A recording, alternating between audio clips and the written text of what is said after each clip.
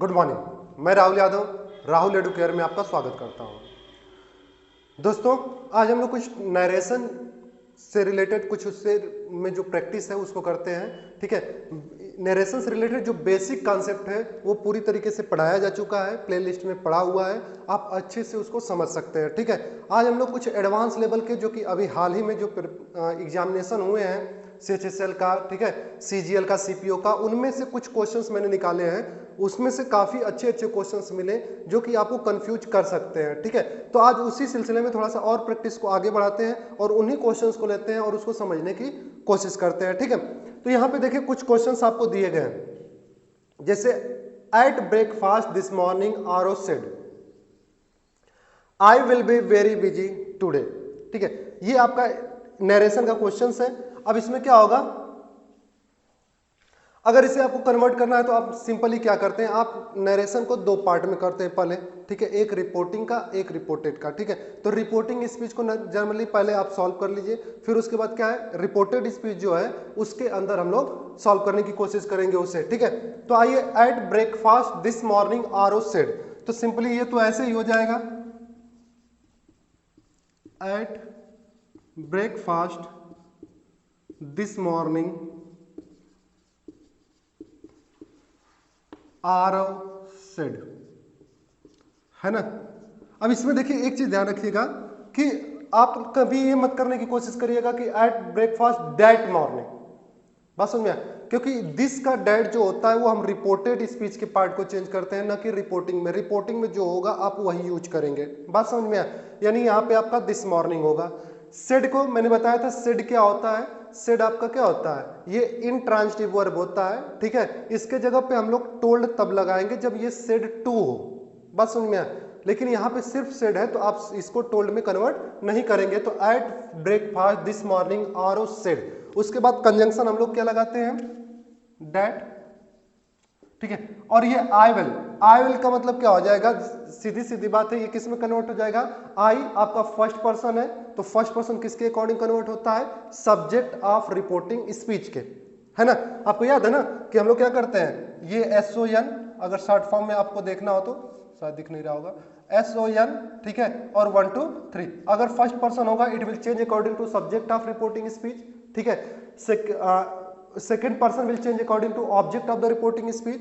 ठीक है, और थर्ड पर्सन अगर होता है प्रोनाउन का रिपोर्टेड स्पीच में भी, तो उसमें कोई चेंज नहीं करते हैं, बात समझ में आया। तो इस तरीके से अगर हमारा ये फर्स्ट पर्सन है तो it will change according to subject of reporting speech. What is subject here, ate breakfast this morning आरो सेड, तो यहाँ पे कौन सब्जेक्ट हो जाएगा, आरो, और आरो क्या है आपका, थर्ड पर्सन है, कोई भी नाम होता है तो वो थर्ड पर्सन होता है ना। तो थर्ड पर्सन के लिए हमारे पास क्या होता है, हम लोग यूज करते हैं ही, शी, इट या फिर दे, यही प्रोनाउन यूज करते हैं हम लोग, है कि नहीं। तो दे जो होता है वो तो प्लरल के लिए यूज होता है, यहाँ पे आरो जो है हमारा सिंगुलर है, सिंगुलर है तो जाहिर सी बात है दे तो यूज करेंगे नहीं। इट भी जनरली नॉन लिविंग थिंग्स या फिर जो छोटे क्रीचर्स टाइप में होते हैं उनके लिए इट का यूज करते हैं। ठीक है, या फिर जिसका जेंडर डिसाइड ना हो उसके लिए इट का यूज करते हैं, तो वो भी नहीं, क्योंकि आरो जो है वो जेंडर डिसाइडेड है। ठीक है, किसी लड़के का नाम होगा, तो यहाँ पे सी जो होता है वो फेमिनाइन जेंडर के लिए होता है, तो ये भी नहीं लगेगा। ठीक है, तो हमारे पास क्या है, हम लोग आरो के लिए कौन सा प्रोनाउन यूज करेंगे, ही यूज करेंगे। ठीक है, अब बात ये उठती है कि ये जो आई है वो किस केस में है, तो I is in subjective case, तो what is the subjective case of he, it will be same as he, तो यहाँ पे क्या हो जाएगा, यहाँ पे हो जाएगा आपका ही, बस समझ में। उसके बाद विल और शैल जो होता है वो किस में कन्वर्ट होता है, उड में। ठीक है, तो यहाँ पे हमारा जो हो जाएगा किस में कन्वर्ट हो जाएगा, उड, तो यहाँ पे क्या हो जाएगा, उड, बात समझ में आया, ध्यान से सुनिएगा मेरी बात में। बी वेरी बिजी टूडे, तो बी वेरी बिजी टूडे का मतलब क्या हो जाएगा, वेरी बिजी। ठीक है, और उसके बाद टूडे को आप लोग बनाते क्या है, डेड डे बनाते हैं ना, बस यही गलती हुई थी बच्चों से। ठीक है, today will not be converted as that day. अब ध्यान से इस कॉन्सेप्ट को समझ लीजिएगा लोग, ठीक है, नहीं तो आगे आने वाले समय में, क्योंकि ऐसे क्वेश्चंस बहुत ज्यादा पूछे जा रहे हैं, तो आपको परेशानियों का सामना करना पड़ सकता है। ठीक है, तो यहां से ध्यान से देखिए, डेड डे क्यों नहीं होगा, तो टूडे का डेड डे हम लोग बनाते हैं, बहुत अच्छे से हम लोगों ने पढ़ा है कि टूडे जो होता है वो किस में कन्वर्ट हो जाता है, डेट डे में कन्वर्ट हो जाता है कि नहीं। टुमारो जो होता है वो किस में कन्वर्ट हो जाता है, the following day and the next day में कन्वर्ट हो जाता है। यस्टरडे किस में कन्वर्ट होता है, द प्रीवियस डे में कन्वर्ट हो जाता है। ऐसे हम लोगों ने पढ़ा है ना। लेकिन एक चीज ध्यान रखिएगा कि नरेशन का बेसिक कंसेप्ट मत भूलिएगा। बेसिक कंसेप्ट क्या कहता है, कोई किसी बात को अगर हम कभी कहते हैं, टुडे का डेट डे कहने का मतलब क्या है, जैसे मान लीजिए कि आज मान लीजिए आपकी तारीख है 30, ठीक है। अब 30 में आपको क्या करना है, आज आपने कोई काम कर लिया, बात सुन में, और आप जाके अगले महीने के 5 को या फिर 10 को या फिर 20 को या फिर कभी भी बाद में अगर उसी चीज को आप नरेट करते हैं तो आप कहेंगे कि उस दिन कहा था, कहेंगे कि नहीं। तो उस दिन का मतलब जो हमारा टुडे वाला 30 वाला डेट है, अगर मैं आज कुछ कहता हूं कि आज हम लोग ये पढ़ेंगे, ठीक है। अब आप 5 तारीख को जाके कहते हैं कि सर आपने कहा था कि उस दिन हम लोग ये पढ़ेंगे, यही ना। तो उस दिन कहेंगे कब, जब आप बाद में जाएंगे तब। लेकिन आप सोचिए कि आज क्या है, आज हमारा क्या है, मंडे है कि नहीं, सॉरी मॉर्निंग है, मंडे छोड़िए, मॉर्निंग है, ठीक है। अब मॉर्निंग में मैं कहूं कि आज हम लोग ये पढ़ेंगे और फिर उसके बाद आप इवनिंग में आज के दिन ही आप क्या कह सकते हैं कि सर आपने कहा था कि उस दिन हम लोग पढ़ेंगे। शाम को भी अगर इस बात को आप करेंगे तो इस बात को क्या कहेंगे, सर आपने कहा था आज पढ़ेंगे, यही कहेंगे ना। यानी कि जिस चीज को आपको नरेट करना है, अगर वो सेम डे में नरेशन हो रहा है, उसी दिन नरेशन हो रहा है, तो आप कभी भी क्या करेंगे, टुडे को डेट डे में कन्वर्ट नहीं करेंगे, क्योंकि उसी दिन की बात है तो वो टुडे में ही रहेगा, ठीक है। तो इसको रटने की जरूरत नहीं है, इस चीज को ध्यान रखिएगा। तो today will be as same, यहां पे कोई भी डेट डे नहीं होगा, तो यहां पे क्या हो जाएगा, आपका टुडे होगा।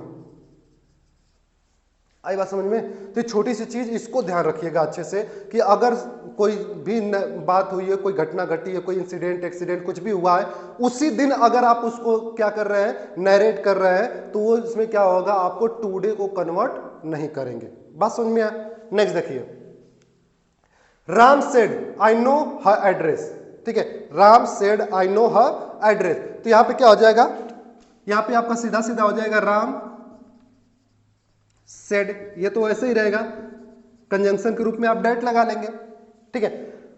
उसके बाद आई, आई क्या हो जाएगा, आई जो होगा वो कन्वर्ट होगा किसके अकॉर्डिंग, सब्जेक्ट के according, because I is first person, है कि नहीं। तो सब्जेक्ट के अकॉर्डिंग कन्वर्ट होगा, सब्जेक्ट है राम, तो राम क्या है, कभी भी किसी का नाम होगा that will be assumed as third person, ठीक है। एज्यूम क्या सच में होता है, ठीक है। तो थर्ड पर्सन के लिए हम लोग क्या यूज करते हैं, फिर से वही ही सी इट दे, और राम क्या है, किसी लड़के का नाम है, लड़के के लिए हम लोग क्या करते हैं, ही यूज करेंगे, यानी इसके लिए फिर से हमारा क्या आएगा, ही आएगा। तो यहाँ पे, और चूंकि आई जो है सब्जेक्टिव केस में, तो यहाँ पे भी ही हो जाएगा। आई बात समझ में। अब उसके बाद I know her address, I know her address कौन सा टेंस है, आप जरा अपने से सोचिए, आई नो हर एड्रेस कौन सा टेंस है, कहोगे सर प्रेजेंट इंडेफिनिट है, कोई सोचना ही नहीं है, ठीक है। अब प्रेजेंट इंडेफिनिट आपको पता है, अगर हमारा रिपोर्टिंग जो होता है पास्ट में होता है, तो रिपोर्टेड जो होता है वो प्रेजेंट का जितना भी होता है वो पास्ट में चले जाता है, यानी प्रेजेंट इंडेफिनिट पास्ट इंडेफिनिट में, प्रेजेंट कंटीन्यूअस पास्ट कंटीन्यूअस में, प्रेजेंट परफेक्ट पास्ट परफेक्ट में, यानी कि ये प्रेजेंट इंडेफिनिट हो तो किसमें चला जाएगा, किसमें चला जाएगा, प्रेजेंट सॉरी पास्ट इंडेफिनिट में। यानी आप क्या करिएगा, आप कर दीजिएगा यहाँ पे, बिकॉज फर्स्ट फॉर्म जो होता है वो सेकेंड फॉर्म में कन्वर्ट हो जाता है, न्यू हर एड्रेस, बात समझ में आया, ये हो गया। लेकिन जानते हैं जो ऑप्शन आया था ना एग्जाम में, उसमें ये वाला ऑप्शन ही नहीं था, ठीक है।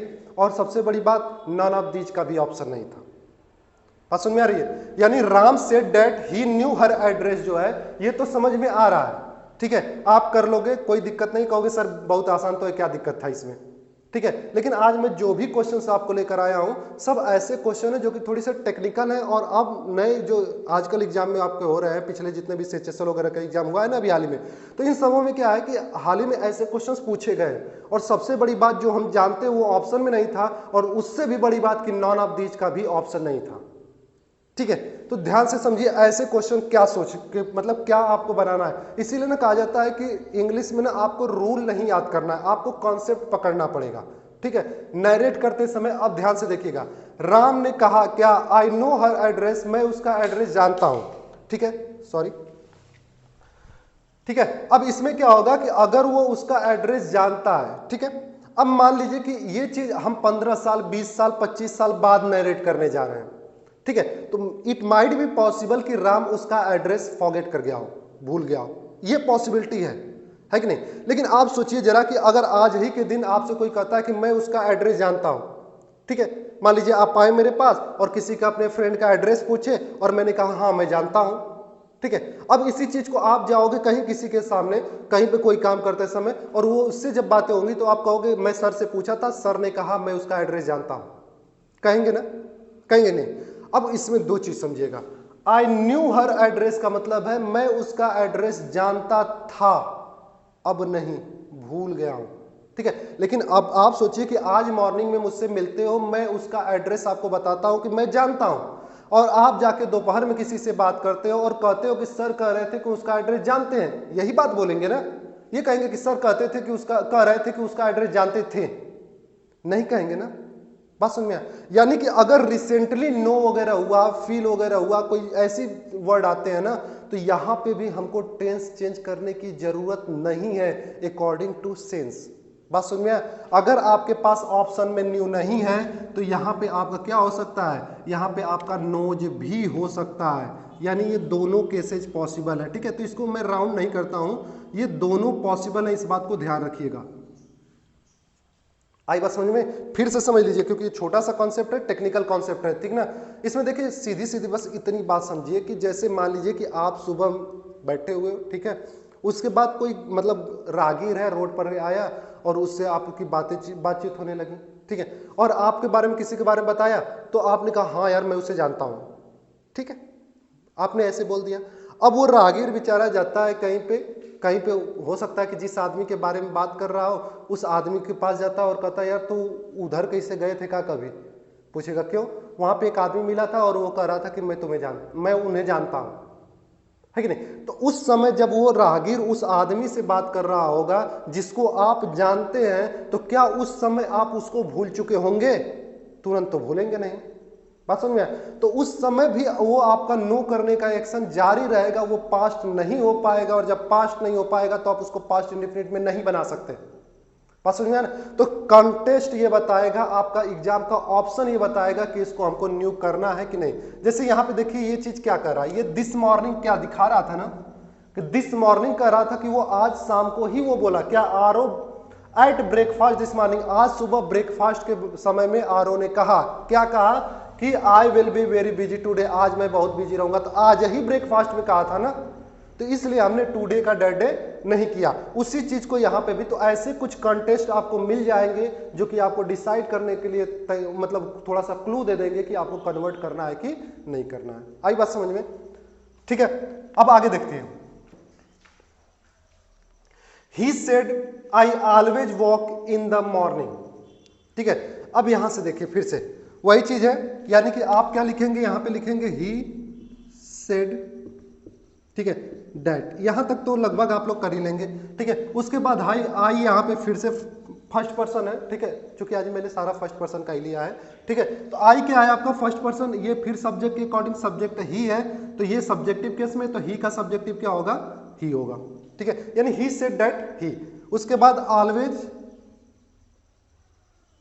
ठीक है, वॉक, तो वॉक को आप लोग किस में कन्वर्ट करेंगे, अगर इसको कहा जाए ही always walk in the morning, तो ये किस टेंस का हो जाएगा, ही always walk in the morning में टेंस कौन सा होगा, तो कहेंगे सर जी प्रेजेंट इंडेफिनिट होगा, कहेंगे ना। अब देखिए अगर ये प्रेजेंट इंडेफिनिट है तो इसमें क्या होगा, फिर आप कहोगे सर इसको पास्ट इंडेफिनिट में कर दिया जाए, और पास्ट इंडेफिनिट में आप करेंगे तो कहेंगे सर हमें यहाँ पे वॉक्ड कर दिया जाए इन द मॉर्निंग,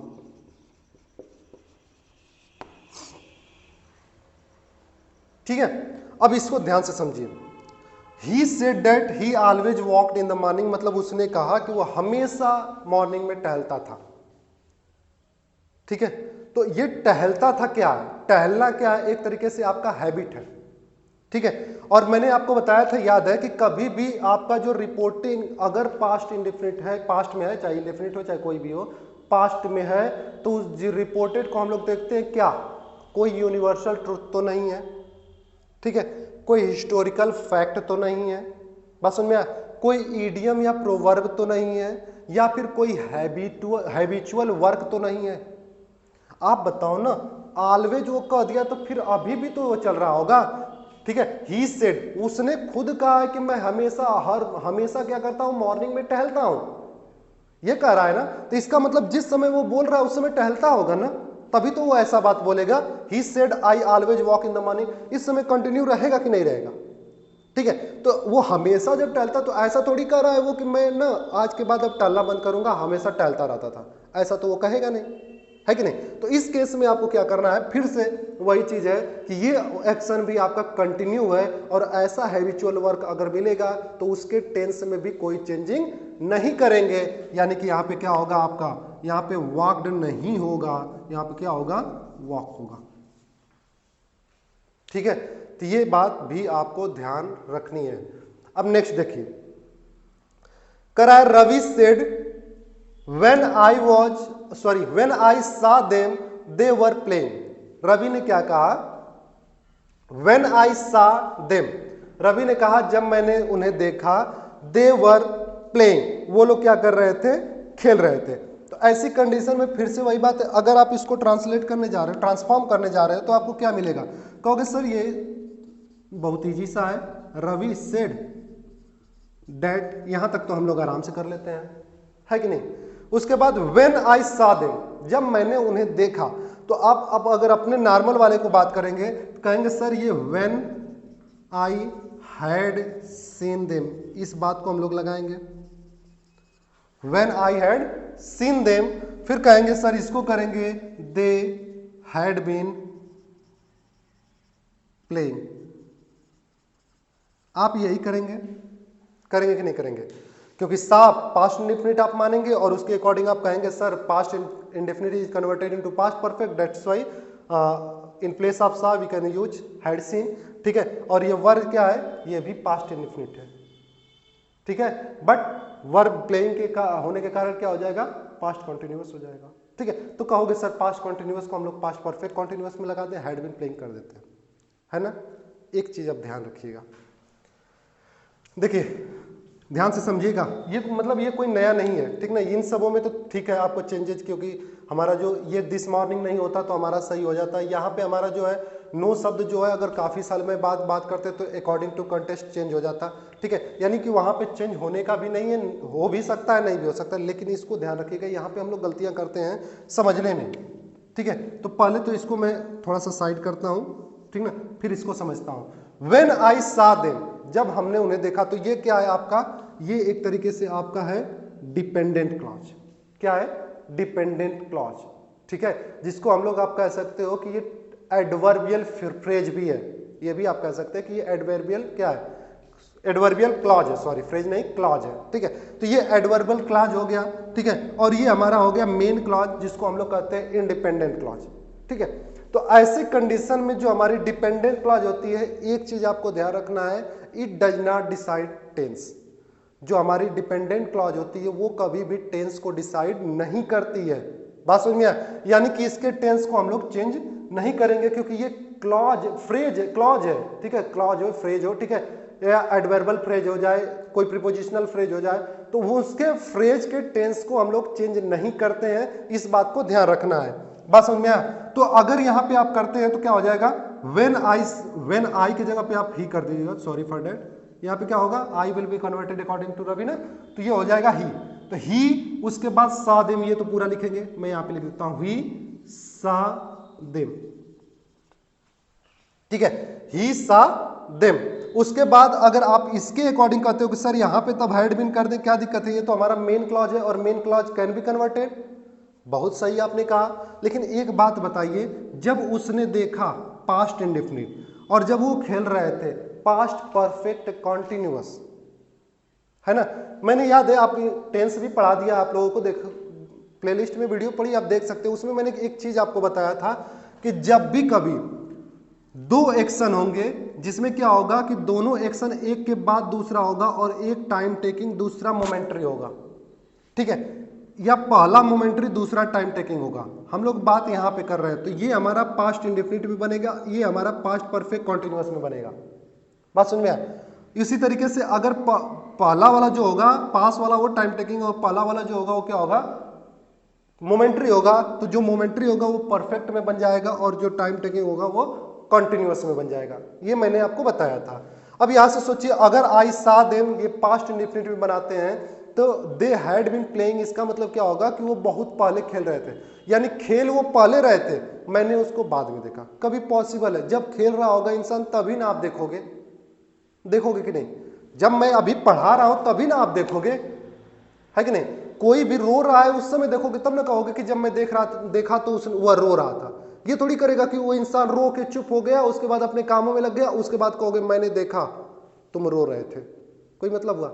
अगर ये बात भी बोलोगे आप ना कि मैंने देखा तुम रो रहे थे, इसका मतलब जब वो रो रहा था तभी आपने देखा। बात समझ में आए? तो इसलिए चीजों को ध्यान रखिएगा, ये चेंज होगा नहीं, और इसके कंटेस्ट की वजह से ये वाला भी आपका चेंज नहीं होगा। तो यहाँ पे दे थर्ड पर्सन है, कोई चेंज नहीं करेंगे और वर प्लेइंग आपका रह जाएगा, क्योंकि जिस वक्त ये देखा उसी वक्त रो रहा था। ये यहाँ पे मोमेंट्री है, क्योंकि देखना मोमेंट्री एक्शन होता है और जो आपका खेलना होता है टाइम टेकिंग होता है। तो अगर एक मोमेंट्री एक्शन दूसरा टाइम टेकिंग एक्शन अगर एक ही साथ हो रहे हो तो जो टाइम टेकिंग होता है उसको कॉन्टिन्यूअस में बनाते हैं, ठीक है, चाहे वो प्रेजेंट कॉन्टिन्यूअस हो चाहे वो पास्ट कॉन्टिन्यूअस हो, और जो मोमेंट्री होता है उसको इंडेफिनिट में बनाते हैं। तो यहाँ पे क्या आपका इंडेफिनिट में, क्योंकि देखना इंडेफिनिट हो गया और ये आपका टाइम टेकिंग क्या हो गया, प्लेइंग हो गया। बात समझ में आया? तो इस तरीके से ऐसे क्वेश्चंस आपको ध्यान रखने होंगे, ठीक है। इसके रिलेटेड और भी कुछ क्वेश्चंस है, उसको लेके हम लोग बाद में आएंगे, क्योंकि वीडियो काफी लंबी हो जाएगी। कैसी लगी ये वीडियो कमेंट बॉक्स में जरूर बताएं। आज के लिए बस इतना ही रखते हैं। Thank you very much.